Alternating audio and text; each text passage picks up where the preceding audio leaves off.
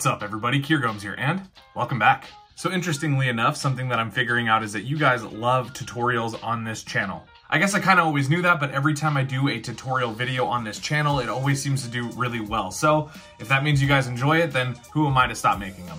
So in today's episode, I'm going to be teaching you guys a lovely card flourish. It's something that I do all the time. You see it in most of my videos. It's definitely a flourish that's very flashy, and if you're doing magic for a layperson, it's definitely a fancy way of shuffling the cards for them.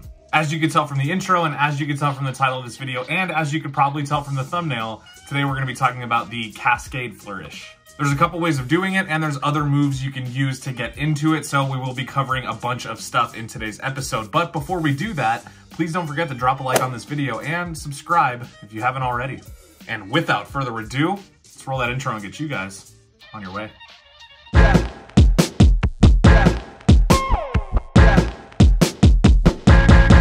Let's go. Okay, so I don't know who came up with this flourish originally. All I know is that when I learned it, I think it was 2016, and I learned it off of YouTube, but the flourish has existed long before that. Now, this is definitely something that you can use as just a card flourish, like if you're doing cardistry, or you can use it as a way to shuffle cards if you're performing magic. I will say that it's very flashy, and for some magicians, they prefer to do things a little bit more subtle. So if you're a more subtle performer, this is probably not the flourish for you, but it is fun to do no matter what. So first, I'm just going to show you guys the mechanics of how you get into the move and how you execute it, and then we'll talk about other ways that you can get into it or out of it, depending on your preference. So grab a deck of cards and let's get into it. Okay, so for this example, I will be using the Gemini Ultra V2 playing cards. I really like these cards for card flourishes, but also they are relatively new out of the box, so they're gonna slide really well. So I would recommend using a deck of cards that's a little bit newer and a little bit more slippery for this flourish. Okay, so the first thing that you need to learn is the Pharaoh Shuffle. And if you don't know the Pharaoh Shuffle, I will give a quick overview, but I'm not gonna go in detail. Essentially, it is splitting the deck into two about equal halves and just weaving the cards together like that, okay? Now this is gonna be important because a lot of the movement comes from the idea that these cards are not going to slide out from that packet. And then you just wanna weave them just by kind of working the cards in between each other. So that way the top packet is actually sandwiched in between the bottom packet. So you can see this bottom packet is sandwiching that top packet, which is gonna help keep the cards from falling down, okay? It does take practice. At first, you're gonna have some kind of like big clumps of cards that get stuck in there. Just keep practicing. Eventually, you'll be able to do it so that one card slides right on top of the next, and it'll be kind of automatic, okay? So once you've got the Pharaoh Shuffle, this is the position that you're in. You have your right hand kind of just supporting this bottom packet, and then you have your left hand really holding this top packet so that it doesn't fall down, okay? So now you're gonna use your left hand, and you're just gonna angle the cards up towards you in this almost kind of L shape. So that's exactly how you want it to look.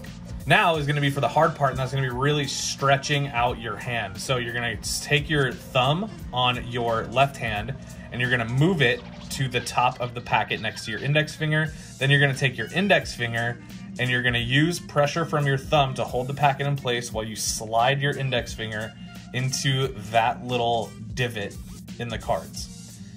Simultaneously, what'll be happening is your ring finger, your middle finger, and your pinky will automatically need to readjust in order to make that comfortable, and they're gonna grab this packet of the deck so you can freely move your hand without dropping the cards, okay? Now let's walk through that one more time. So we're gonna cut the deck into about 2 even packets. We're gonna do a Pharaoh Shuffle, making sure that the bottom packet is trapping that top packet inside, okay? We're gonna take our left hand, angle it up towards like your chin, and then take your thumb, move it to the top, take your index finger and move it into the crevice, while subsequently your other hands will adjust accordingly, and then you're here. Now the next step is letting the cards fall and shuffle themselves. So the easiest way to do that is just get ready to catch. Do that the same way you would do a card spring. Just kind of tilt your hand and angle your fingers so that way no matter which way the cards go, they can catch them. So your hand should look something like this, okay? Now, in order to drop them, all you need to do is relax your left hand, so just relax it a little bit, and then once you lift up your index finger, the cards will start falling. So watch, as soon as I lift it up, the cards start falling. Now the part of this that I think takes the most practice is just getting into it. So getting into your hand looking like this. If I take the cards away, it looks like that. It doesn't look that hard, but holding the cards and making sure they don't fall does require a little bit of muscle, and that just comes with time. So at speed, it would look like this. We cut the deck into 2 packets, we weave them, angle it up, readjust our hands, tilt upside down, and then we're ready to drop the cards and catch them. Now, if you have small hands, and I know some of you do, or if your muscle memory just isn't that good yet, rather than tilting the packet up and flipping your hand upside down, another thing that you can do is just tilt the packet down. So you're here. If you just tilt it this way and it's kind of in this upside down position, you can just put your thumb in that top space. And then when you let go with your thumb, the cards will fall. Now, it's really up to you how you want to do it. I think it just looks a little bit cleaner and a little bit more skillful to do it upside down. However, if you guys are struggling with getting the hand motion down for that, you can always just tilt it this way, save yourself a step, and it's a lot easier. So it was kind of a lot. Let's go through the walkthrough of that one more time. We're going to split the packet into 2 equal-ish parts, okay? If you need to, you can always make the packet in your right hand a little bit bigger, just to make sure that it does get sandwiched like that, okay? It's up to you, but I always do like 2 extra cards on the right one, and that just comes with practice. You'll know exactly how many to pick up. So once you're here, we're gonna angle the cards up towards you, making that L. Take your thumb, place it up towards your index, reposition your index and your other fingers will follow. Middle finger and ring finger are gonna grab and support here, and then your pinky is gonna go right to the bottom, so that way your hand can freely move.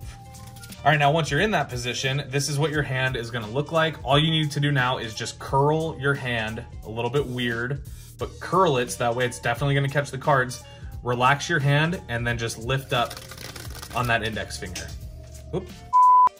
So that is a Pharaoh shuffle, angle, reposition, flip upside down, hold, get ready to catch, relax your hands, and then lift up your index finger to drop the cards. Now, something that you guys have probably also seen is other ways of getting into the Cascade. For example, the riffle shuffle is fairly popular. The thing about the riffle shuffle is, as you can see, it does put you in prime position to just reposition your hand. And now I suck at the riffle shuffle, as you guys could tell. It does take a lot more practice, but once you nail it, it is very addicting.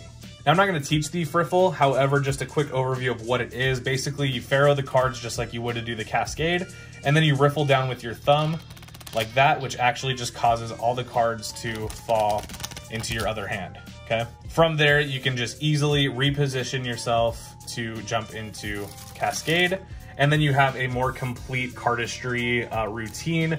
It's just not something that I practice very often. Maybe I should. Now, that's something that does take a lot of practice, but if you're just trying to get the Cascade, I would practice it like this. I would first practice Pharaohing the cards, then practice stretching out your hand and getting that motion, and then practice letting the cards fall. At first, the cards are gonna fall super fast or super slow and like in chunks. So you wanna make sure that you really, really allow yourself time to practice and don't get frustrated. First, just practice maybe this. Let your hand sit like that while you're on the couch watching TV. Let it stretch out and get used to it, and then relax your hand. I can't stress that enough. Just let your hand kind of just chill and trust that your other hand will catch the cards if they fall. And that is the Cascade shuffle, and now you guys are ready to go practice. So now that you know how to get into the move and how to execute it, let's talk about a couple other ways of doing it. Now, as you saw in the tutorial, there are a couple different ways of getting into it. You can do it overhand or underhand, I guess. But if you're up on the world of cardistry and you've seen this done before, usually you see it go from a riffle into a cascade, which is really just combining 2 moves that work very cohesively together. As you could probably see from the intro of this video, my riffle is not that great. It's one that I'm always working on. I'm just never really making time to sit down and nail it. But I think making this video will inspire me to get better at riffle, so hopefully in the future you guys will see more of that from me. Now again, this move works great to get into a cardistry routine, but it also works great to kind of end it or close it out just by shuffling the cards, having them land back in your hand, squaring them up and putting them back in the box. It's a very flashy way to close out a cardistry routine. Anyway guys, really hope that you enjoyed it. I know I've been getting a lot of requests to do more tutorials on this channel, so I am actively thinking of other tutorials that I can do, but I do want to hear from you guys. Do you prefer cardistry tutorials or magic tutorials? Fair warning, I'm probably going to be a lot more effective with magic tutorials since I know probably 10 times more magic than Cardistry, but it's up to you guys. Whatever you want to see, let me know down in the comments. Also saw that we recently just did 5K on this channel, so I do just want to say huge shout out to every single one of you guys that have subscribed, especially in like the last month. It seems like there's been a lot of growth there. I can't thank you guys enough for not only watching my videos, but taking the time to subscribe. And for those of you that have enabled notifications and are always first to comment, thank you so much. It means so much to me. I do have some plans for a 5K giveaway, so if you guys are interested in something like that, make sure that you are subscribed and enable those notifications so as soon as that video comes out, you can watch it. As well, I have announced the winner of my Gemini Goblin V2 giveaway, so that winner's name is in the description, so make sure you check it out and see if it's you. And if you guys like my giveaways and if you like my tutorials and any of this other content on the channel, please do consider dropping a like on the video and subscribing. It really does help me out and continue to make these videos just for you. With all that being said, I hope everybody has a wonderful rest of their day. I know I will. And I'll see you guys in the next one. Peace.